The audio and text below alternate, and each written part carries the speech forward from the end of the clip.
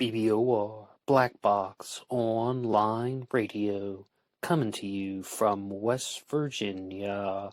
BlackBoxNed88 on Instagram for the bonus podcast. And just a quick reminder, every Monday is Zodiac Mondays. Wednesday is an Ask Me Anything. That's an AMA, so please drop your questions below for things that you would like discussed here on the show. And Friday is an Anything Goes. Any subject is fair game, mostly talking about true crime, serial killers, the Zodiac Killer, but any subject is welcome. All right, so please share some ideas in the comment section about what you would like to hear about on this channel, and let's get started. Before we begin, I would like to remind you guys that I am also the host of the program Astro Psych 400 here on YouTube. There are some episodes about psychology and astrology over there on that channel, but I've also created the Podcast for Sleep, a podcast that is specifically designed to help people fall asleep at night. And if you are struggling with insomnia or you just can't get to bed on time, I would invite you to have a listen to Astro Psych 400 here on YouTube. Alright, now, welcome to the episode. Okay, hello everybody. Today is Tuesday, time for some true crime talk radio. But before we begin, I have an icebreaker question for you. I picked up a book today that I found called Big Magic, written by Elizabeth Gilbert, and I didn't recognize the writer's name, but it turns out she wrote the book Eat, Pray, Love that went on to be a movie with Julia Roberts, and I have to share with you guys that is a film that I did not like, even though I didn't watch it in its entirety. I saw about 20 minutes of Eat, Pray, Love, and I was like, forget this, and just turned it off in frustration. And if you ever watched the movie, I'm sure you could probably guess why. However, in this book, Big Magic, again by Elizabeth Gilbert, she said something that people watch the movie Eat, Pray, Love, and they read the book, and they say, hey, that book is my life story. It's almost like you stole my idea. It's almost like you stole my experiences. And I would like to ask you this as an icebreaker question. Have you ever been reading a book or watching a movie and thought, I had the exact same idea, yet somebody beat me to the punch. Somebody beat me to it. They wrote it down first. And it doesn't have to be some type of autobiographical issue, not necessarily your own life experiences. And for example, Harry Potter, that was originally thought of by me, Ned DeHaan from BlackBoxOnlineRadio. No, of course, not the original stuff, but I used to be really into creative writing and come up with short stories, and I even wrote a novel in my teen years that is still on notebook paper in some basement in West Virginia. But so many of the ideas that I had for short stories and for that notebook paper novel are found in the Harry Potter books, and I was like, crap, she put out another book and it's the exact same story that I had, just in a slightly different context. And nobody believed me, but I know the truth. They're like, no way, dude, you're just making it up. I was like, I know the truth. I would like to ask you that as an icebreaker. Have you ever been reading a book or watching a movie and found that the story was either your idea or your life experience, yet somebody else beat you to the punch? Now, I was going to talk to you guys all about HLN's show, A Vengeance, Killer Newlyweds, and some of the true crime presentations that were put out on that channel. They're heavily promoting that show, and I have a lot to say about it, but there is something that is much more pressing, and I have to give a shout out to YouTube user XJRX, who said something about the disappearance of Andrew Gosden, and that is that 2 men have just been arrested in connection with this disappearance, arrested on kidnapping and human trafficking charges. One is over 40 years old, not much else is known at the moment, but hopefully it could be a break in the case. Andrew Gosden is a subject that I've talked about a lot on this channel, or his case rather, than a subject, even back to 2017 when I was putting out some of the black box recordings where there was literally just a black box on the screen, and I will definitely share some things with you about the whole timeline of events in the disappearance of Andrew Gosden. But first, I would like to remind you guys that a great way to support this channel is by going over to Amazon.com and having a look at the book Killer on a White Horse by me, Ned DeHaan. It is a novel, murder mystery. Absolutely nothing in the Harry Potter books is found in Killer on a White Horse, but it was inspired by the Zodiac Manson connection. However, it is fictional, but who doesn't love a good mystery? And there is always the Teespring page. Feel free to have a look at some of the merchandise, and remember, being weird is not a crime. So, to help us out, I'm going to go over to an article that was put out just a couple hours ago on the BBC, and it talks about the disappearance of Andrew Gosden from King's Cross train station in London. And this one was written, actually, this was written without an author's title, just citing the source, so bbc.com, News UK, England. 2 men have been arrested in connection with the disappearance of a teenager who went missing 15 years ago. Andrew Gosden was from Doncaster and was last seen on September 14, 2007. He was 14 years old. 2 men aged 38 and 45 were arrested on suspicion of kidnapping and human trafficking in London. Both since have been released under the investigation. The older man was also arrested on suspicion of possessing indecent images of children, South Yorkshire police said. Both men were arrested on December 8th with the assistance of the officers from the Metropolitan Police, and it is believed that they are the first arrest in the case. Referring to the disappearance of Andrew Gosden. Detective Inspector Andy Knowles of South Yorkshire Police said, "Our priority at this time is supporting Andrew's family while we work through this new line of inquiry. We are in close contact with them, and they ask that their privacy is respected as our investigation continues." The missing Andrew Gosden Twitter account said it is a difficult time for the family who only knew what the police statement said. Police investigations will be going on for quite a while, and we respectfully ask you give them your support and consideration whilst this takes place. On the day of his disappearance, Andrew Gosden skipped school and withdrew just under £200 from his bank account before buying a one-way ticket to London. Now, if you have any familiarity with this case, you must have heard something about the train ticket, and some sources say that Andrew Gosden cleaned out his bank account, but somebody left a recent comment saying he actually left, £14 in it. But the train ticket is the more peculiar aspect of this, because they state that he had the opportunity to purchase a round-trip ticket, which was only 50 pence more, but he chose not to, meaning he insisted on having a one-way ticket, even though it would have been an enormous savings to get the round-trip ticket. He was last seen on CCTV footage arriving at King's Cross Station, and since then the police have been unable to corroborate his movements. Andrew's motive for traveling to London on the day of his disappearance has never been established. Okay, it's never been established, but people have their theories. One of them is that he was groomed by a predator online. Someone was trying to stage an abduction. They're asking him to come to London. Hey, come, let's just do some things. And that person was a sexual predator.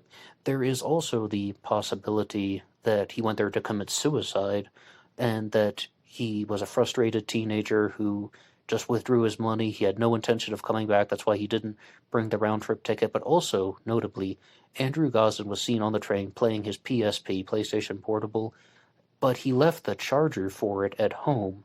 And at the time, when I heard that, I thought, yeah, that seems like someone who is dead set on not returning. I shouldn't have said that, excuse me. He is someone who is set on not returning, planning on either running away to start a new life, but even if that were the case, you'd think he would bring the charger, right? Well, his father has responded to those allegations, saying Andrew was not good at packing his belongings. If they had a family trip, he couldn't even remember to pack a toothbrush. It was very normal for him to leave things behind. So he didn't read into that the way that I did and thought, okay, he's trying to go to London to commit suicide. And this does happen with victims, or that when people are trying to commit suicide, they want to do it in a place where they are not interrupted, as well as being away from their family so the family won't find the body. Now, is that actually Andrew's motive?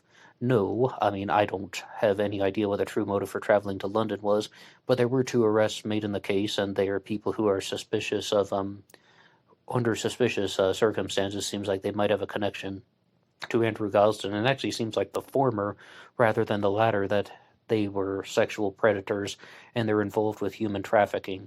But this BBC article had something really interesting about the disappearance of Andrew Gosden because they created a timeline for the day that he disappeared. Andrew was last seen at 8:30 as he headed down Littlemore Lane, Balby, towards Westfield Park. After his parents had gone to work, he returned home and changed out of his school uniform. He removed £200 from his bank account and without leaving a note, and went to Doncaster Station where he bought the one-way ticket. He is believed to have refused a return ticket despite it costing a similar amount. As I said, it's expected that it was 50 pence more. It is believed that he boarded the train at 9:35 to London, which was due to arrive at King's Cross Station at 11:20. CCTV at King's Cross captured Andrew arriving by train. He has not been seen since. Andrew's family commissioned their own searches, including a sonar scan of the River Thames, and numerous images have shown how he may look as he grew older.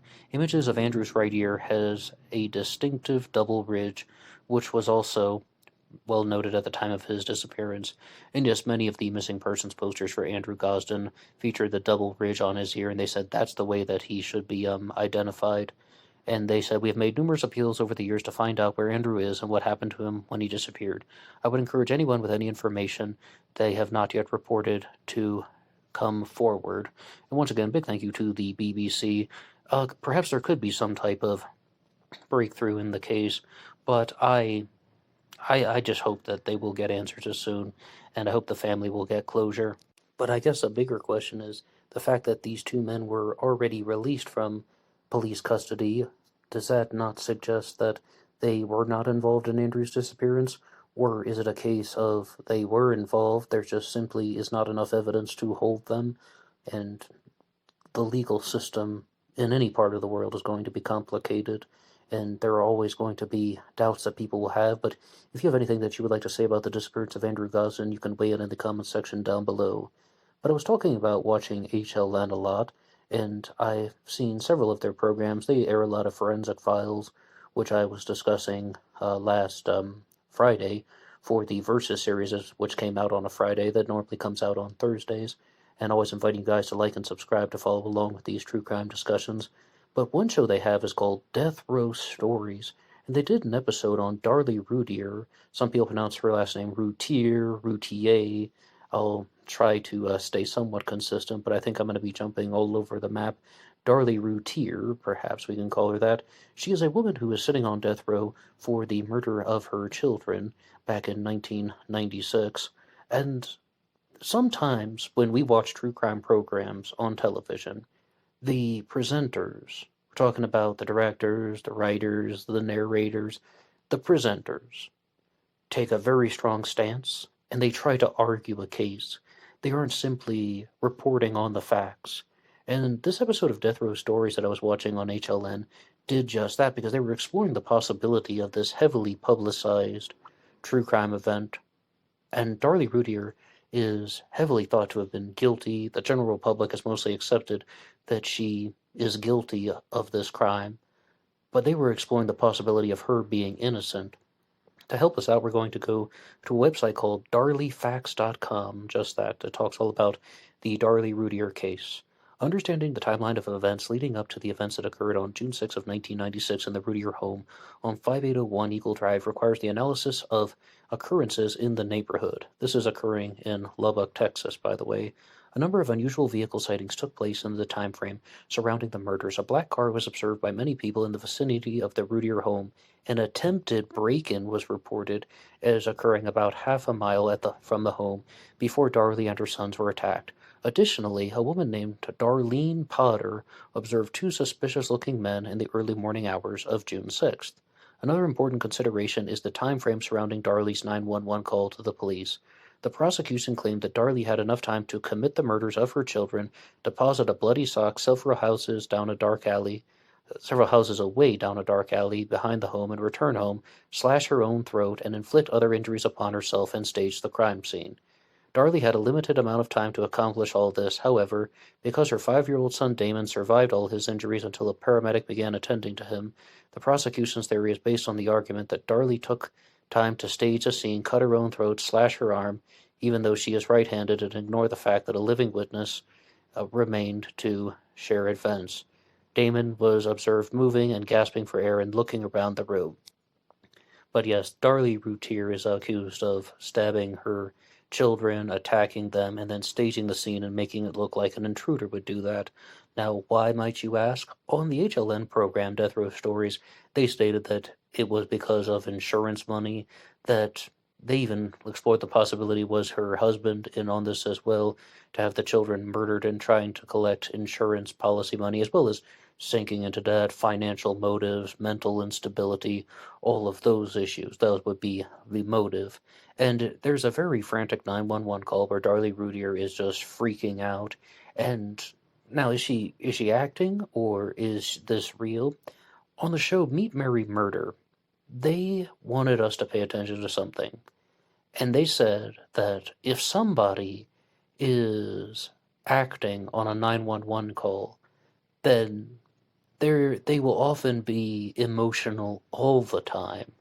Whereas if somebody is actually reporting an incident, they will only be emotional at certain intervals. They're only going to be screaming at certain times. They aren't going to just be like, oh my gosh, something bad happened, and then da da da da da. They aren't going to be consistently frantic throughout the entire duration of the call. I don't know if that's the best analysis, because I think that people are going to respond differently to situations, but that's just something that a different true crime program brought up. But yes, Darlie Routier was accused of trying to murder two of her children, as well as slashing her own throat and injuring her arm. Now, did she actually do it? Well, the first thing that tipped off the investigators, according to Death Row Stories, was that there was a report from her husband that he heard a piece of glass breaking, and then he learned that there had been this incident. But when they found the broken glass on the floor, they determined that it had come from a wine glass. It came from a wine glass. And the glass shards were all on top of the bloody footprints and the blood spatter all over the house. Yet Darlie Routier had said that the glass had fallen as the attack had been taking place. If that had been the case, then there should have been some blood on top of the glass as opposed to only beneath. So that tipped off the investigators, is there any possibility that Darlie staged the scene herself? But I remember from Forensic Files, when I was listening to the Forensic Files podcast a lot back in 2020, which is actually how I learned about Darlie Routier's case. The most damning piece of evidence against her was that somebody had taken a kitchen knife from their house, cut open one of the screens to the house, and then returned the kitchen knife to the butcher's block. And the authorities found the knife, and they found the shards of the screen on that knife, meaning that it had come from within the house, it was part of the knife set, and that also was another damning piece of evidence that Darlie Routier had staged the scene. Now, how on earth could she possibly have been innocent? Well, the Death Row Stories, again taking a strong stance, put forward the case that she was choked with like a necklace around her neck. I was about to say a chain. Sometimes we call it a chain, but like the chain of a necklace, nearly to the point where the necklace chain was embedded into her skin and had to have been cut out. They also said that even though her throat was slashed and it was just a straight cut across her neck, I mean, we're just centimeters away from killing her and severing her carotid artery, and she had an enormous bruise on her arm that was consistent with being struck by somebody else, as well as the fact that if she had actually stabbed herself, she would have had to have done it with her non-dominant hand, as well as put this article here at Darlie Facts has shared that already. So that doesn't those things. I mean, if you were just to take it at face value, that seems like a compelling case, right? Well, the only problem is that how do we know that that's actually what happened? And I know that sometimes we're listening to something, and it's like your spider sense starts tingling, right? And I was just thinking, oh, maybe she stabbed herself and she cut herself across the neck with her non-dominant hand because she thought there would be a lower chance of actually committing a serious injury, that she could draw blood with it, but she wouldn't be using excessive force. That was my absolute first instinct. But we can't always go with our first instincts. Now, what do you think about the case of Darlie Routier? I know that's a very general discussion, but she was featured in that show, and she was on death row pleading her innocence and simply stating that she did not do this, and there's a lot of media hype. But the reason why the program Death Row Stories argued that Darlie Routier was convicted was there was a very bizarre video of her seen after the death of her son, and they had some grieving for the child, but then they sang happy birthday to him on his birthday, and Darlie Routier was seen spraying a can of silly string and laughing. And the jury saw that, and that was a convincing piece of evidence that this person is crazy, she's deranged, partnered with all of the forensic evidence that we just said, the blood spatter, the broken glass shards, and what appeared to have been a staged manner, as well as the knife that was returned to the butcher's block that had the screens that were the shards from the screen on it. And something that Death Row Stories brought up that I hadn't quite heard before in the true crime world is it is very abnormal for a perpetrator to cut the screen on a window, like the screen that is in front of the window rather, because a screen is usually very easy to remove. That's a bizarre maneuver. And that also tipped off the police that it seemed like the crime scene was staged. But Darlie Routier's husband took a polygraph test and he passed. And they just simply believed that he was not part of this. This was something that she had concocted on her own. Now, people have talked about this case, as well as the media presentation surrounding it, and the way they view it is that if this were a man, no one would think twice about what she had done, what he had done if it were a man. They would just view him as a terrible person, a scumbag. There would be no psychological discussion. There would be no, overly strong analysis involving the case. So I'm tempted to think that that might be a little bit true, but there's a person in the true crime world whom I do not like very much, and her name is Nancy Grace. And she always addresses this in a very particular way. When someone says, now if this were a man, would we be asking these questions? And Nancy Grace would say something like, now why are you distracting yourself from the facts? The fact is that she did it.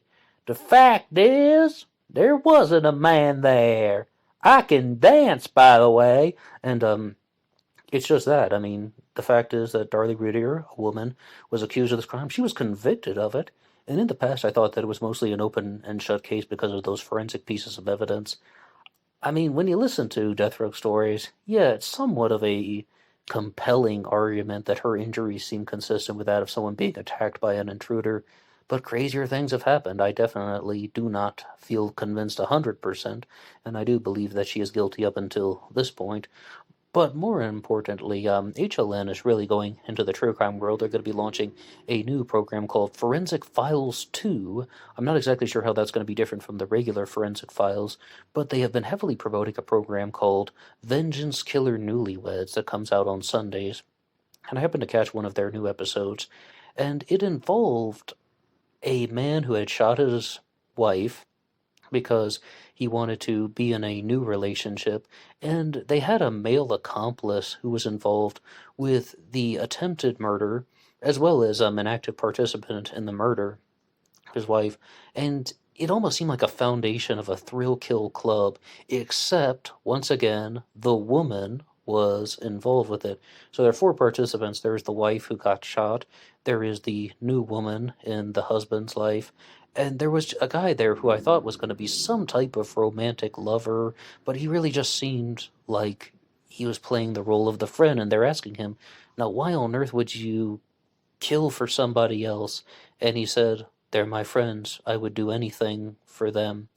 And a lot of people have wondered about this.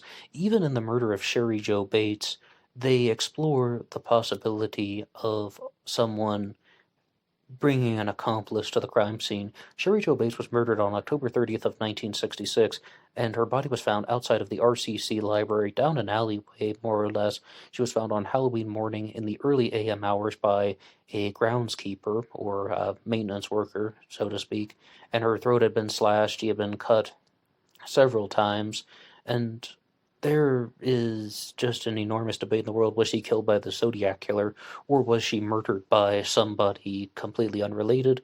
Was she murdered by an opportunistic predator, or was she murdered by an ex-boyfriend? But the theory involving the ex-boyfriend, BB, as he is referred to, Bob Barnett, that's an alias, is that he may have brought an accomplice with him. And somebody, I think, wrote this into the comment section on BlackBoxOnlineRadio, simply asking the question, how on earth could somebody just simply go along with a murder?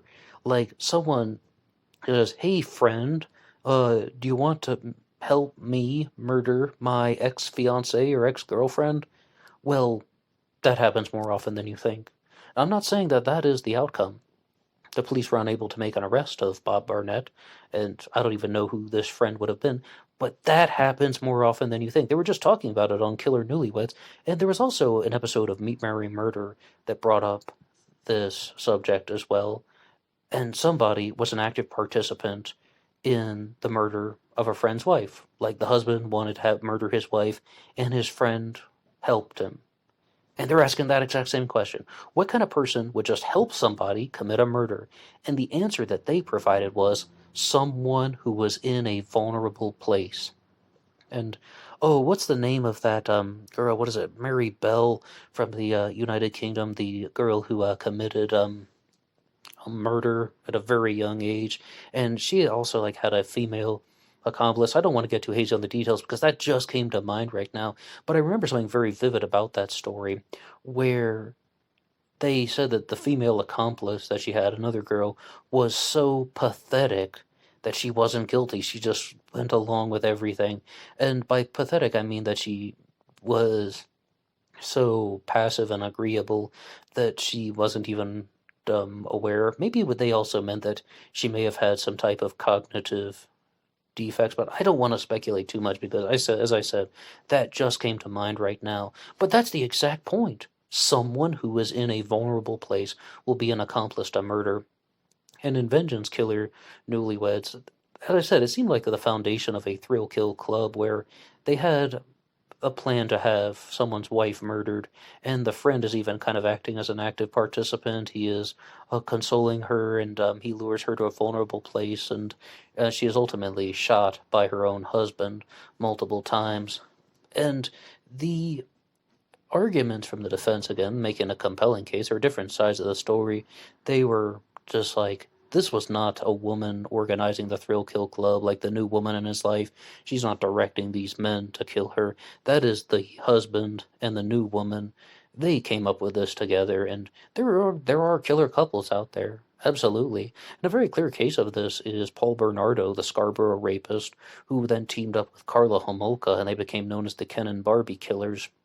And that might actually be one of the few examples where the female participant is more sadistic than the male participant.